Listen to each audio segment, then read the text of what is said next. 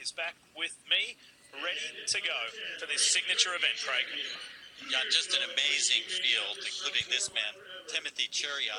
He's dominated the world in the 1,500 meter and mile over the last 2 years, including winning this event a year ago.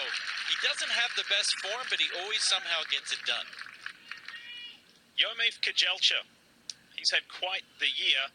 He went for the world indoor record at the Millrose Games when we were there earlier in the year. He ended up doing it a week or two later up in Boston. Incredible. 3:47:01, fastest mile ever run in the United States. Question, what is Matthew Centrowitz going to do today? Well, a lot to ask. He hasn't run a race all year. We saw that Faith Kipyegon was able to put together a pretty good race in her first outing.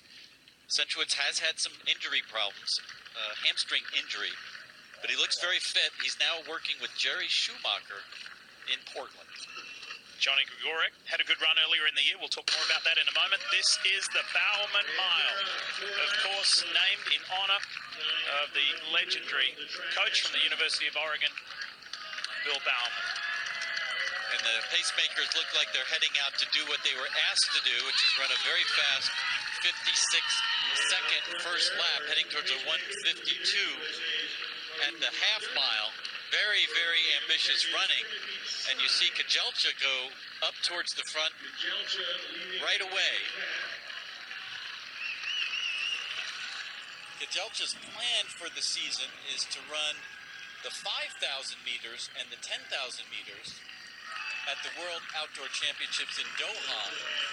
He was supposed to run the 2-mile here, but they decided that would take too much out of him. He's got to go to Europe next week and run a qualifying time to make the Ethiopian team at 5,000 meters. They thought the mile would be a better distance for him today. Arun Abner is setting the pace. Let's see if Timothy Chariot can back it up with back-to-back wins. Kajelcha in the black there, the first behind the paces. It'll be interesting. Manengoy was key. Will he be again this year? Tefera was in the mix a year ago here at the Pre-Classic. Tefera set the world indoor record at 1,500 meters in a titanic battle with Kajelcha during the indoor season. Manengoy, I love this guy. He was a 400-meter runner, 46-second guy in Kenya, one of their best. He went right from the 400 to the 1,500 and has been one of the best in the world champion in 2017. And second from the back is the 2016 Rio Olympic 1,500-meter gold medalist, Matthew Centrowitz. There he is right ahead of Nick Willis and behind Johnny Gregorek. You know, it's not so bad to be back in this field because they've gone out so ambitiously. But you've got to start to move up on this third lap if you're going to be in the racing. And Chariot is now in the lead, essentially, because the pacemaker will drop out soon. And he's fighting the win by himself. Somewhat ungainly style, leans a little bit to the left. Well, you bring up a good point because the wind has really picked up here over about the last 5 minutes or so. It's really starting to swirl here on the grounds of Stanford University. I'd want to be tucked on the inside as you see Clayton Murphy, the American medalist from Rio in the 800 meters, moving up on the outside. He put his hand up to check Kajelcha, who is about to move out. We haven't even mentioned Jacob Ingebrigtsen, the young 1,500-meter star from Norway, who's now getting into the mix here. This is going to be an incredible last lap. Yeah, Ingebrigtsen's really starting to move forcefully. The youngest of the 3 Ingebrigtsen runners from Norway. And he's starting to push it. Chariot still leads. They only ran 60 seconds on the third lap. That's why you see everybody there. And they're going to be some tremendous fireworks over this last 300. Chariot doing it the hard way from the front. Jakob Ingebrigtsen, the 18-year-old. He's in the inside there. Number 10 on his hip. Moves to the inside of Tefera.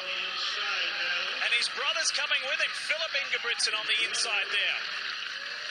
Chariot, can he win back-to-back Prefontaine Classic Bowerman Mile? The Ingebrigtsens are coming. Chariot knows he's going to try and hold them up, and I think he will at this stage.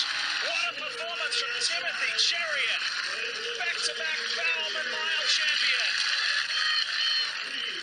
Craig Ingalls coming up along with Matthew Centrowitz in the home stretch, but they just had too much work to do over the last lap.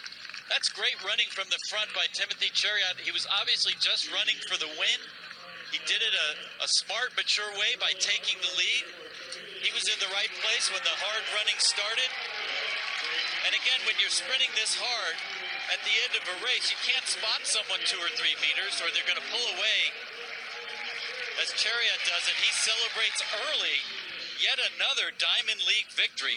He'll go into the World Championships as the favorite. Tefera fell off the pace. Suleiman came on there, and so too did Craig Ingalls and Matthew Centrowitz.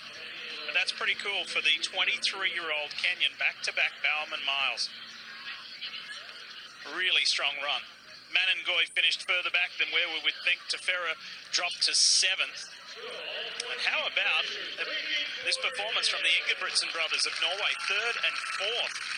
Personal best for Jakob in 4th place. Personal best for Craig Ingalls in 5th place.